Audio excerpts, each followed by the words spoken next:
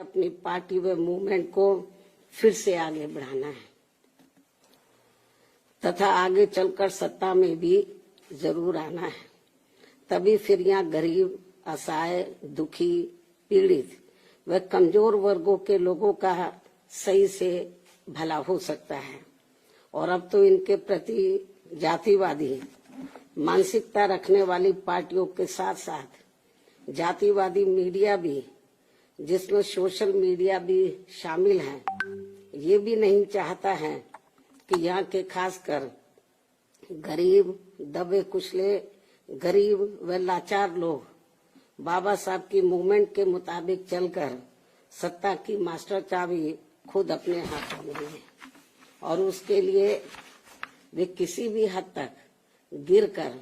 अपना गंदा व घिनौना आदि खेल खेलते रहते हैं। इसलिए यूपी का वर्तमान चुनाव परिणाम बीएसपी के करोड़ों लोगों की रात दिन की कड़ी तन मन धन की मेहनत का ये वाजिब फल कतई नहीं है। फिर भी बाबा साहब के अनुयायी पार्टी होने के नाते इस पार्टी के लोगों को अपनी हिम्मत कतई नहीं हारना है, बल्कि पत्थर काटकर रास्ता बनाने का अपना प्रयास व संघर्ष हर हाल में आजीवन जारी रखना है। जबकि ऐसे खराब राजनीतिक हालात बीजेपी ने भी देखे हैं, जब आजादी के बाद से काफी लंबे समय तक देश में राज करने का मौका यहाँ की जनता ने इनको नहीं दिया है। बल्कि यूपी में भी सन 2017 से पहले भाजपा की स्थिति यहाँ कोई खास अच्छी नहीं थी और अब इसी प्रकार कांग्रेस पार्टी भी लगभग उसी हालत से गुजर रही है जिस खराब हालत से पहले भाजपा गुजर चुकी है। इसलिए कल आए चुनाव परिणाम आगे के लिए सबक, जिसके परिप्रेक्ष्य में यहाँ मैं ये कहना जरूरी समझती हूँ कि चुनाव में पूरे यूपी से मिले फीडबैक के मुताबिक जातिवादी मीडिया अपनी अनवरत गंदी साजिशों प्रायोजित मैनेज किया हुआ सर्वे आदि कार्यक्रमों एवं लगातार नेगेटिव प्रचार के माध्यम से खासकर मुस्लिम समाज व भाजपा विरोधी हिंदू समाज के लोगों को भी गुमराह करने में ये प्रचारित करके काफी हद तक सफल साबित हुआ है कि बीएसपी भाजपा की बी टीम है तथा ये पार्टी सपा के मुकाबले में कम मजबूती से चुनाव लड़ रही है। ये खूब इन्होंने प्रचार किया, जबकि सच्चाई इसके विपरीत है, बिल्कुल उलट है। क्योंकि भाजपा से बसपा की लड़ाई राजनीतिक के साथ साथ सिद्धांतिक व चुनावी भी थी, लेकिन मीडिया द्वारा इस प्रकार के लगातार दुष्प्रचार आदि किए जाने के कारण भाजपा के अति आक्रामक मुस्लिम विरोधी चुनाव प्रचार से मुस्लिम समाज ने एक तरफा तौर पर सपा को ही अपना वोट दे दिया तथा इससे फिर बाकी भाजपा विरोधी हिंदू लोग भी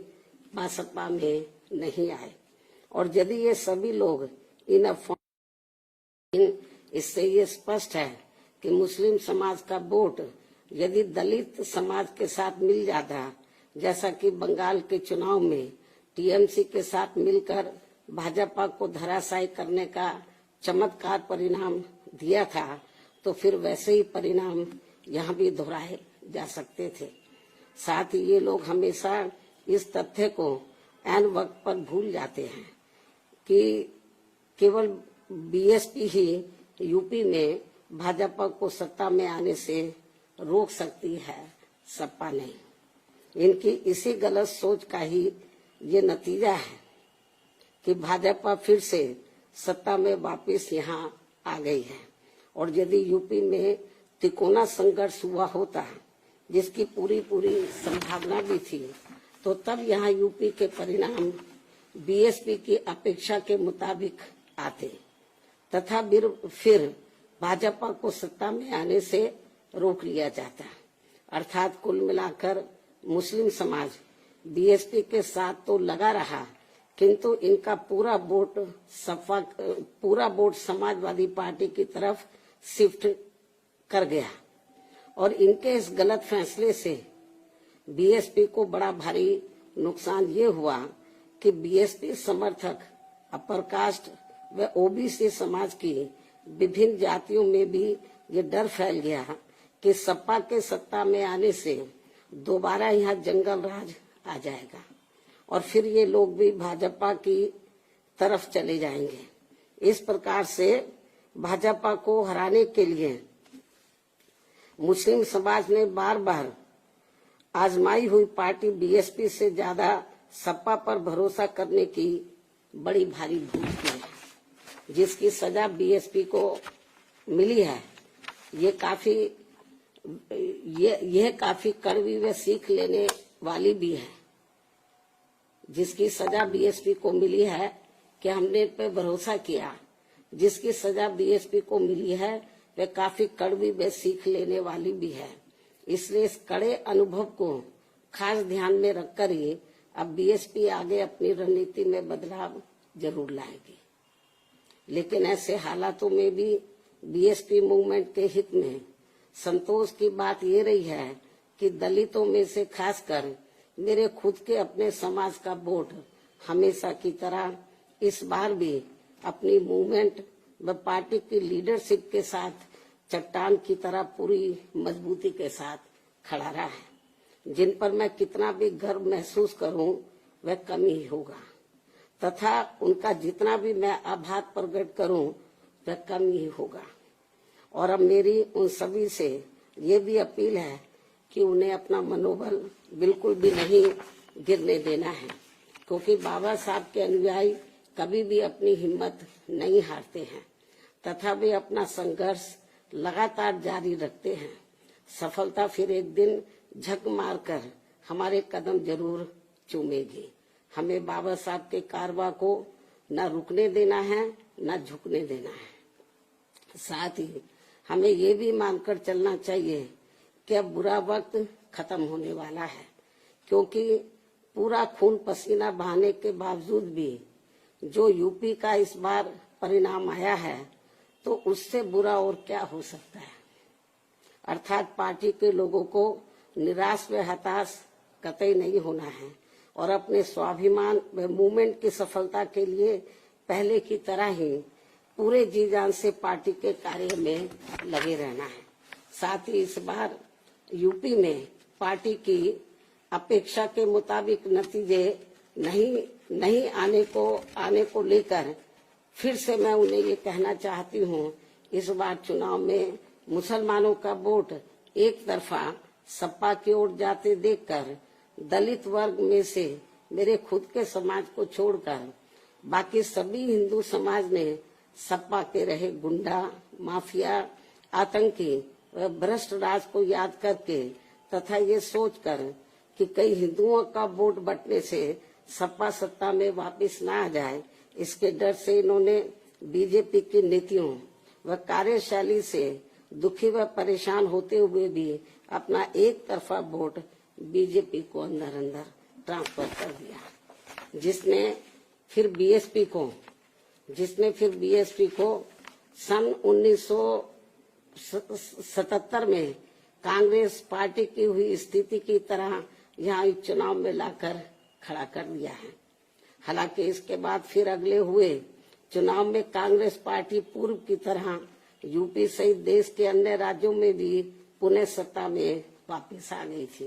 कहने का तात्पर्य ये है कि राजनीति में कभी कभी वर्तमान की तरह ऐसे उतार चढ़ाव भी आते हैं जिससे अपनी पार्टी के लोगों को भी दुखी होकर शांत बैठने की बजाय या इधर उधर भटकने की बजाय बल्कि ऐसी बदली हुई परिस्थितियों का भी मुकाबला करने के लिए अपनी वर्तमान रणनीति में परिवर्तन करके आगे बढ़ना होगा। और इसके लिए बाबा साहब के राजनीतिक जीवन संघर्ष व उनकी सोच को भी ध्यान में रखकर अपनी पार्टी के जनाधार को फिर से कैडर के जरिए आगे बढ़ाना है। साथ ही इस मामले में हमें ये भी याद रखकर आगे बढ़ना है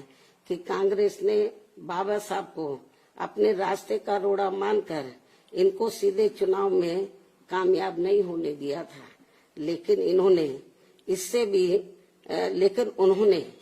इससे भी अपनी हिम्मत नहीं हारी थी और फिर यहाँ जातिवादी व्यवस्था के शिकार हुए लोगों को एकजुट व संगठित होकर उन्हें राजनीति में आगे आने की भी सलाह दी थी, ताकि फिर वे सत्ता के जरिए अपना खुद का विकास व उत्थान आदि कर सके, जैसा कि हमने यूपी में 4 बार करके दिखाया भी है। साथ ही उन्होंने उस समय कांग्रेस जैसे अन्य उन सभी जातिवादी पार्टियों से भी अलग रहने की भी सलाह दी थी, जिनकी जातिवादी सोच में कोई परिवर्तन नहीं आ रहा था। इसलिए इन सब बातों को ध्यान में रखकर अपनी पार्टी के लोगों को फिर से या अपनी पार्टी व मूवमेंट को आगे बढ़ाना है। इन्हीं जरूरी बातों के साथ ही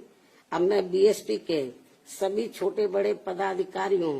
कार्यकर्ताओं एवं अनुयायियों के साथ साथ सर्व समाज के उन सभी लोगों का भी हृदय से आभार प्रकट करती हूँ, जिन्होंने बीएसपी को जिताने के लिए यहाँ रात दिन काफी कड़ी मेहनत की है तथा पूरे तन मन धन से भाजपा को हराने के लिए यहाँ लगे रहे हैं। साथ ही उत्तराखंड व पंजाब राज्य के भी पार्टी के अपने सभी छोटे बड़े पदाधिकारियों, कार्यकर्ताओं एवं अनुयायियों का भी मैं पूरे तय दिल से आभार प्रकट करती हूँ, जिन्होंने वहाँ पार्टी को कामयाब बनाने के लिए अपनी पूरी कोशिश की है।